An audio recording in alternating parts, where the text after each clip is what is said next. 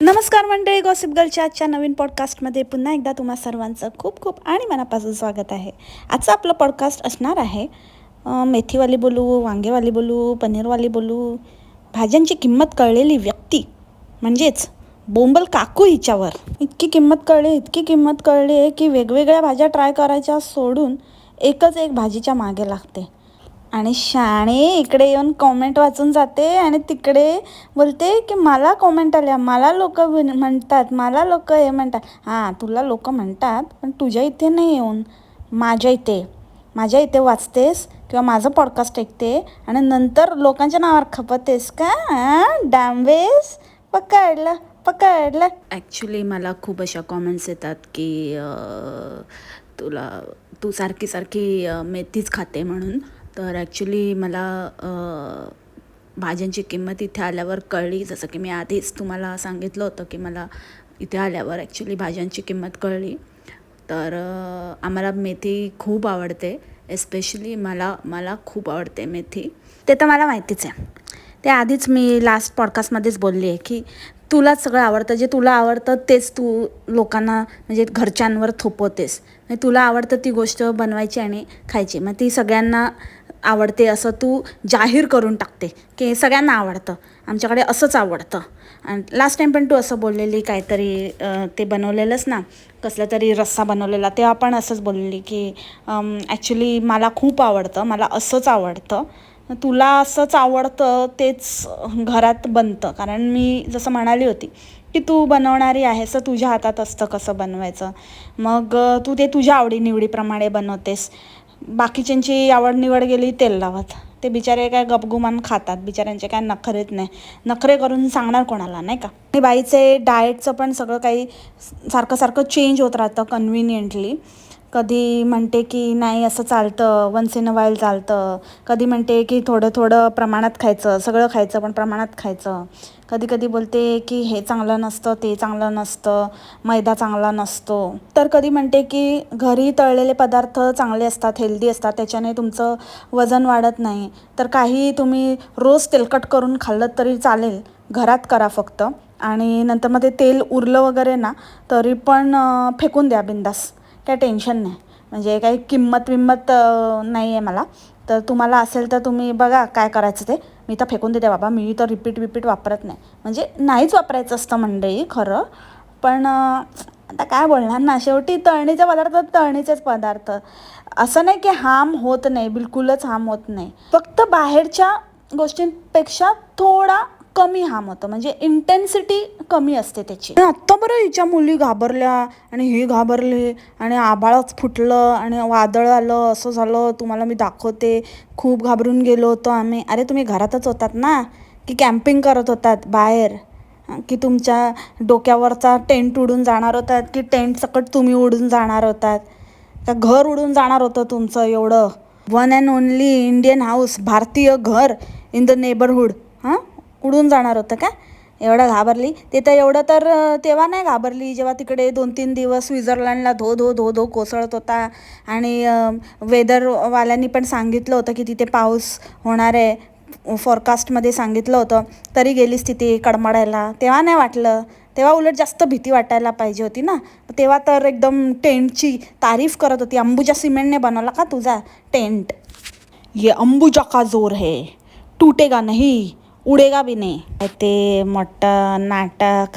नशीब रील नाही केली काहीतरी एकदम काकाला एकदम अशी दचकून मिठी मारून. नाहीतर असे काहीतरी बॉलिवूडचे आजकाल खूप मोठे झटके येतात ना, तुला हिरोईनच समजते स्वतःला. तू नेक्स्ट टाईम करशील ना तर मला कळेल. मी परत बोलणार तुला, चोर पकडा गया. आता मी तुला आयडिया दिली आहे ना, असली फालतू रील बनवायची नाही. रीलच बनवणं बंद करते, बकवास रील बनवते, काय ते फेंगडे पाय करून येते. आणि मला एक गोष्ट कळत नाही की कुठल्या पण गाण्यावरच्या रीलला तुझं तोंड का उघडतं ग बाई? ते गाणं तुझ्या भाषेतलं असू दे नसू दे, तुला त्याचे लिरिक्स माहिती असू दे नसू दे, उगाचच काहीतरी ते तोंड उघडून असं आ करून अशी नाचत असते, अशी वेगळीच काहीतरी एकदम छपरी डान्स. तुम्ही आत्ताचा रील बघितला का? रिसेंट रील एकदम म्हणजे तुम्हाला वाटेल असं एकदम दणकट असा पार्वती मानेत चालत येते. मी कोणाला काही बॉडी शेमिंग वगैरे असं काही करत नाही, पण आपण रिटेक घेतो ना, एखादी गोष्ट आपण करतोय तर ती प्रेझेंटेबल आहे का, छान दिसतंय का, कसं दिसतंय ते एकदा पाहून घ्यावं, नंतर ओके करावं ना. एकदा घाईघाईत काहीतरी बनवायचं, कसं चालतोय कसं काय आणि किती असं पाय फाकून असं दांडाण येतोय ते काही बघायचंच नाही, नाजूकपणाच नाही अजिबात. ते फिरायला चाललेली तेव्हा पण जाताना सांगत होती की इतके मला मेसेज आले, इतके मला मेसेज आले की मी खूप इमोशनल झाली होती. आणि त्यांनी सगळ्यांनी माझं रील बघितलं, मी इमोशनल झाली होती मॅच बघताना. आणि मी आज पण सकाळी सतत त्यांचे इंटरव्ह्यूज आणि त्यांचं काय ते सगळं बघत होती. तर ते बघून आहे ना मला खरंच खूप इमोशनल व्हायला होत होतं, खूप इमोशनल झाली होती मी. हे सगळं बोलताना ना इमोशनलवर स्ट्रेस देऊन सारखं आपलं मनाकडे बघायचं. इमोशनल बोललं की मनाकडे बघायचं, इमोशनल बोललं की मनाकडे बघायचं. म्हणजे काय बाई, काय करणार काय तो आता. दोन्ही स्टिअरिंगवरचा हात सोडून काय करणार तुला असं.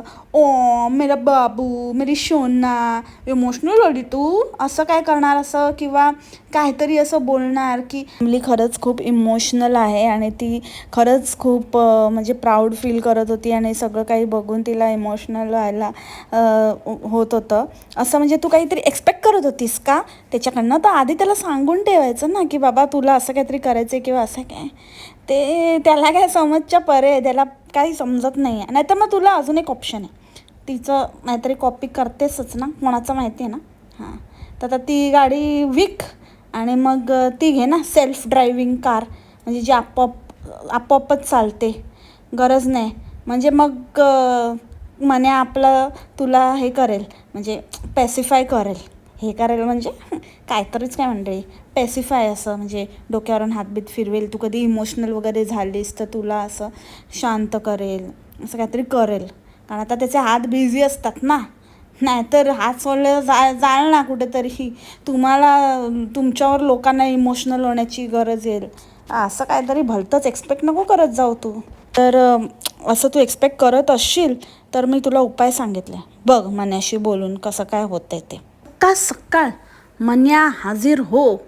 ब्रेकफास्ट बनवते, मुलींना खायला घालते, म्हणजे ती बनवत पण असते ना लिटरली, तेव्हा पण मन्या तिकडेच हाजीर असतो. मला वाटतं ही उठल्याबरोबर ते लहान बाळ कसं असतं, बाजूवरून आई उठली तर लगेच बाळ उठतं, तसं मला वाटतं ही उठली हिच्या पाठीमागून लगेच मन्या उठतो आणि येतो हिच्या मागे मागे किचनमध्ये.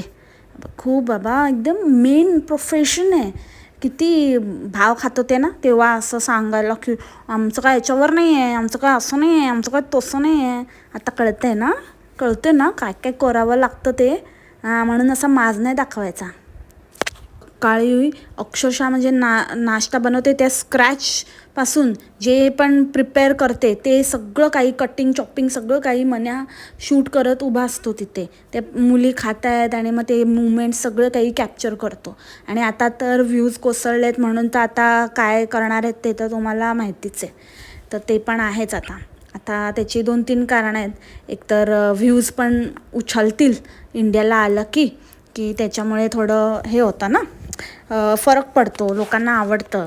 इकडे आल्यावरती असं काहीतरी क्वीन व्हिक्टोरिया आल्यासारखं तिच्या भक्तांना फील येतो. तर ते वेडेपिसे होतात, त्याच्यामुळे मग इथे बघतात व्हिडिओज वगैरे. आणि लोकांना असं तसं पण एकदम जास्त असं फॅमिली मॅटरमध्ये घुसायची सवय असते ना, मग इथे आल्यावर कसे फॅमिलीचे लोचे पण असतात, काय ना काहीतरी बघायला मिळतं. तर मग ते एकदम मिर्च मसालावालं कंटेंट असतं तर लोक एकदम आवडीने बघतात. तर त्यामुळे व्ह्यूज पण एकदम मस्त आभाळाला टेकतात. दुसरी पॉसिबिलिटी की तिच्या भावाचं एंगेजमेंट वगैरे आहे म्हणे, लग्न नंतर आहे पण आता एंगेजमेंट आहे असं काहीतरी आहे. किंवा आता लग्न आणि एंगेजमेंट एकसाथच असेल, कारण सारखं कोण बाबा येणार असं सारखं असं बहिणीने सांगितलं असेल बघा जमलं तर म्हणून मग आता ते फिक्स झालं असेल. तर तिसरं ते बेवॉश टॉक्सवाले ते बोलले असतील या असं काहीतरी नीट वेळात वेळ काढून बघा तुम्हाला कसं जमतंय ते या. तर ते बेहोश टॉक्ससाठी पण येत असेल, कारण आता तर तुम्हाला माहितीच आहे बेहोश टॉक्समध्ये आता हीच राहिली आहे पकाव, बाकी सगळे बुड्डीपासून सगळे येऊन गेले. की राहिला प्रश्न काही लोकांचा असा तर्क आहे की ती आम्हाला धडा शिकवायला येते, तुम्हालाच धडा शिकवणार, तुम्हालाच हे ते. तर मला काय फरक नाही पडत, ये ठीक आहे, मी पण जसं सांगितलं आहे, मी पण चालली आहे फॅमिली ट्रिपला. तर तुम्ही अंदाज लावा म्हणजे मी कुठे चालली आहे. लक्झमबर्गला नाही चालली आहे, पण असंच कुठेतरी चालली आहे. तर त्याच्यामुळे मजे तुम इधर मैं उधर, म्हणजे मी आता पण मी उधर नहीं हूँ मैं, तो मेरे को तो कुछ फ़र्क ही नहीं पड़ता है. बट जिधर भी हूँ वहाँ से मैं भी किधर तो जाने वाली हूँ और वो इंडिया जाने वाली है. सो मुझे कोई फ़र्क नहीं पड़ता. एन्जॉय. तुम व्लॉग्स बना, मेरा काम है पॉडकास्ट बनाना, मैं पॉडकास्ट बनाऊंगी. ही कसली धूर्त बाई आहे, इतकी शाणी आहे ही, असं पुरेपूर दाखवण्याचा प्रयत्न करते. म्हणजे कोणाच्या तरी भाषेमध्ये कोण म्हणत होतं, हां बरोबर, हौशी मावशी, हां ती म्हणत होती मॅनिप्युलेट. असं मॅनिप्युलेट करते, लोकांना असं वाटलं पाहिजे की हानेच हिला कॉपी केलं आहे, पण हीच ॲक्च्युली हाला कॉपी करते. पक्के शाणे. पकडलं त्याला मी, पकडलं.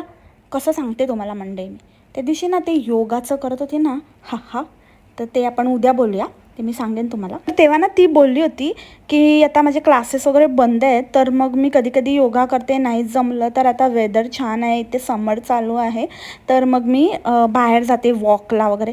ती जस्ट अशी बोलली होती, तर या बाईने ते ऐकलं आणि हिने एकदम ॲक्शन, म्हणजे बोलायची खोटी की हिने ते ना करूनच टाकलं तिच्या आधी.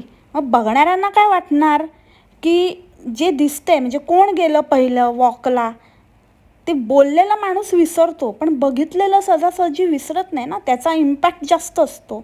त्याच्यामुळे लोक काय बघतात की बोंबली गेली वॉकला, मॉर्निंग वॉकला.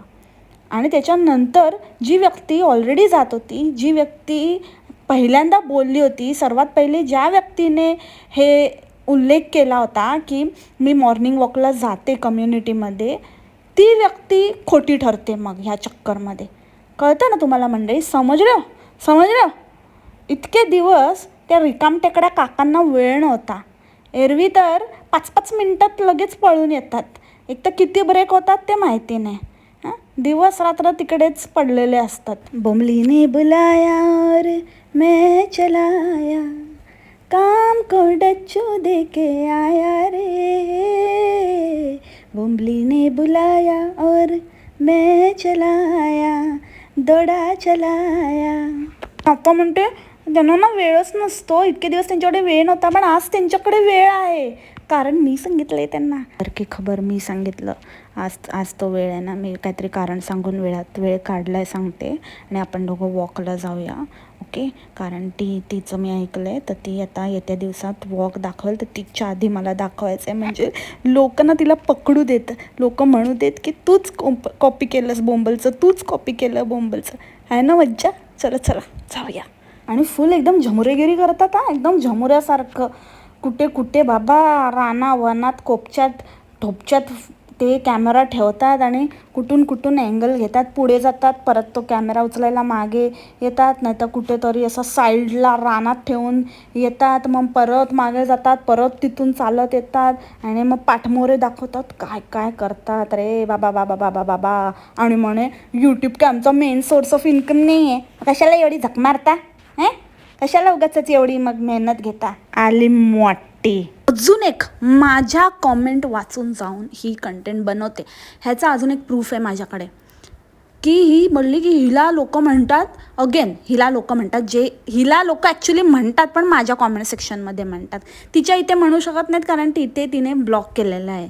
आता मला माहिती नाही की तिकडे ती कॉमेंट होल्ड करून ठेवते, तेव्हा त्या वाचत असते, तेव्हा तिथे म्हणत असतील लोक आणि ती वाचते, पण आपल्याला दिसत नाही, असं पण असू शकतं. पण ही कॉमेंट मला आली होती की बोंबली चपात्या करते की नाही, चपात्या करताना कधी बघितलं नाही, चपात्या कधी दिसत नाहीत, केली होती की नाही. ज्यांनी कोणी केली असेल त्यांनी ना मला असं थम्सअप द्या आज कमेंट बॉक्समध्ये. तर ती वाचून गेलेली आहे शाणी, आणि लगेच बोलते मला कॉमेंट येतात आणि इकडं ना मी दाखवते तुम्हाला, हे बघा चपात्या, आणि मी चपात्या करते पण दाखवणं होत नाही. सगळं बरं गं तुला, लेटेस्ट माझ्या पॉडकास्टच्या खालचंच सगळं एक करून दाखवते, आणि व्हिडिओ एंड करताना नेहमी म्हणते. तर असा होता आजचा हा आपला व्हिडिओ. कसा वाटला तुम्हाला मला कॉमेंट करून नक्की सांगा. असं तू म्हणतेस खरं, पण कोणाला कॉमेंट करायला वावच देत नाही. म्हणजे त्यांना खरं खरं सांगायचं असेल तर त्यांना ब्लॉक करून ठेवते, नाही तर होल्ड करून ठेवते शाणी. मग असं नाही बोलायचं ना की सांगा म्हणून मला. सांगायचं, स्वतःच सांगायचं की आय होप तुम्हाला आवडला असेल, बस. तुम्हाला आवडला असेल तर मला सांगा, कसा वाटला सांगा. असं ओपन एंडेड क्वेश्चन नाही करायचं लोकांना. मग तुला एकदम ओपन रिप्लाय येणार ना, मग त्याची पण तयारी ठेवायची मनाची. मग सगळे रिप्लाय एक्सेप्ट करायचे. ज्यांना आवडला ते आवडला बोलतील, ज्यांना नाही आवडला ते नाही आवडला बोलतील. कारण तूच विचारलं आहे ना. विचारते आणि नंतर बंद करून टाकते. म्हणजे असं आपण एखाद्याला बोलतो ना, या घरात या, आणि त्याच्या तोंडावरच दरवाजा बंद करतो.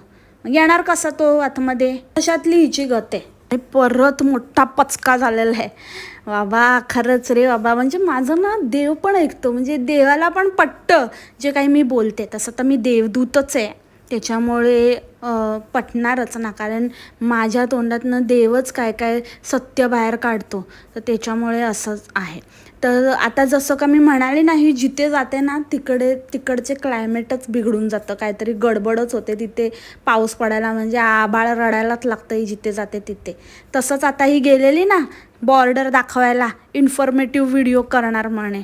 आणि तेव्हा बोलली आता इथे ना तुम्ही हे पण करू शकता, तिथे वरती पण जाऊ शकता, कॅम्पिंग पण करू शकता, आतमध्ये फॉरेस्ट ट्रेल आहे ते पण तुम्ही करू शकता. आता आम्ही हे सगळं करणार आहोत. आता पहिले आम्ही खाऊन घेतो आणि नंतर आम्ही करतो. आणि बघते तर काय, खाऊन झाल्यावर डायरेक्ट गाडीत. खाऊन म्हणजे तसं खाऊन नाही, काहीतरी ते घेतलेलं फ्रेंच फ्राईज, ते तेवढंसं काय ते खाल्लं. आता दाखवताना तो दाखवला. आणि आता स्पेशली सांगते की मी ना मुलींसाठी घेतलं आहे, मुलींसाठी घेते. आणि ना स्वतःपासून असं लांब पण ढकलते. नोटीस केलं का तुम्ही? म्हणजे स्वतःच्या जवळ वगैरे असेल तर आपल्याला टेम्प्ट होतं ना खायला. नंतर खात असेल कॅमेरा असं बंद झाल्यावर, पण आपल्याला दाखवताना असं दाखवते की हे मी मुलींसाठी घेतलं आहे करून. त्याला असं एकदम मुलींकडे असं सरकवून टाकते की खा खा खा. आणि मग नंतर डायरेक्ट गाडीत. मी म्हटलं अरे काय झालं, ट्रेल बिल काय दाखवणार होती. हां, ते पण कॅलमॉमने दाखवलं ना. आता मागे 1-2 ट्रेल्स तिने दाखवले आपल्याला. आता ते तिकडूनच ढापलेलं. हिला पण आयडिया आली वाटतं. पण हिचं नशीबच, बोलली ना मी, नसीबी डांडू तो क्या करेगा वांडू. म्हणे पाऊसच पडायला लागला, त्याच्यामुळे मग आम्ही निघालो तिथून. आम्ही वाट बघितली पण पाऊस काय जायचं नाव घेत नव्हता. Depressing whether you know. पण त्या निमित्ताने त्या मुलींना ते कॅसल बघायला मिळालं. ते छान होतं कॅसल. फक्त मला तिथे एक गोष्ट ना खूप फनी वाटली, जे आपला मन्या कैद्यांचं दाखवत होता ना. तर मला असं वाटत होतं की मन्या ना असं फुल एकदम इमॅजिन करत होता की त्याला कधी असं पकडलं बिकडलं तर कसं वाटेल ना. ऑलमोस्ट ते काय ते गळ्यात असं घालायच्या तयारीत होता, पण ते बांधलेलं होतं ना त्याच्या गळ्यापर्यंत येत नव्हतं. काय रे मन्या, तुला काय फील घ्यायचा होता काय? हो, हिच्याबरोबर राहून राहून काय बाबा, हिचे असे डेंजर चाळे असतात ना. कुठे पण काही करत असते. आणि जिथे नाही अलाउड आहे तिथे पण दाखवते, त्या गोष्टी पण दाखवते. आता ते शाळेमध्ये गेलेली ब्रेकफास्ट घेऊन तिथे पण दाखवला काय काय कोणी कोणी आणलेलं. ॲक्च्युली स्कूल वगैरे कसं एकदम असं म्हणजे सिक्युअर्ड प्लेस आहे ना. तर तिकडे असं गोष्टी करणं इज नॉट अलाउड. पण ही तिथे गुपचूप करून दाखवलं आपल्याला. त्याच्यानंतर त्या दिवशी ते म्युन्सिपाल्टी ऑफिसमध्ये, त्यांच्या इथे कम्युनिटी ऑफिस म्हणतात, तिथे गेलेली. तिथे पण आधी बोलली की इथे अलाउड नाही. नंतर गुपचूप करून तिकडे पण दाखवलं कॅमेरामध्ये थोडंसं ग्लिम्स. नंतर एकदा बंद सोन्याची दुकानं दाखवायला गेली होती. असे चाळे करते ना. तर मन्याना थोडासा वाटतं बिथरला आहे आतून. त्याला पण असं कुठेतरी वाटतं ही तर मला लटकवेल, म्हणून दाखवत होता बाबा असं जेल आहे आणि असं असतं आणि खूप डेंजर असतं. तर असं तिला समजवण्याचा इनडायरेक्ट प्रयत्न करत होता. बोमले, समजली का तू? समजली? नको करत जाऊ असं. हां, कधी अंगाशी आला ना लेने के देणे पड जाएगी. हां, ते सारखं दरवर्षी एकदा आम्हाला दाखवतेस ना टूर. नाहीतर आता गुपचूप करून आता ऑलरेडी 2-3दा दाखवून झालं आहे. प्रत्येक वर्षी काय ना काहीतरी कारण काढून दाखवते. म्हणून यावर्षी तिने सफाईचा बहाणा काढून परत त्या वरच्या रूम्स आणि सगळं काही दाखवलं. अगं बोंबली, तू किती पण बहाणे कर, मला बरोबर कळतं की तुझा मतितार्थ काय आहे. ती गोष्ट दाखवण्याचा मागचा रिअल हेतू आय कॅन अंडरस्टँड. ओके, तरी आजच्या पॉडकास्टमध्ये इतकंच होतं. आता बोंबली येते आहे भारतात आणि सगळेजण एक्सायटेड आहेत. काय करणार, कशासाठी येते, काय काय, तर ते सगळं आपली माणसं म्हणून असं सगळं सिक्रेट ठेवायचं. जेव्हा सांगण्यासारखं होईल तेव्हाच का नाही सांगत. आता तुम्ही म्हणाल तू तरी कुठे सांगते, कुठे चालली आहे, काय ते काय आहे ना, माझा डेली व्लॉग नाही आहे, माझं फॅमिली, माझं काय ते सगळं माझं कंटेंट नाही आहे. त्याच्यामुळे मी नाही सांगितलं तरी चालतं, पण यांचं कंटेंटच ते आहे ना. मग हे लोक म्हणतात की आम्ही सगळं तुमच्याबरोबर शेअर करतो, आमच्या लाईफचं, आमचं काय होतं काय नाही, सगळं आम्ही उठल्यापासून झोपेपर्यंत सगळं शेअर करतो, आमचं सुख दुःख तुमच्याबरोबर शेअर करतो. तर मग हे असं आपल्या माणसांपासून असं लपवून ठेवतात का, सारखं त्यांना तंगवून ठेवतात का.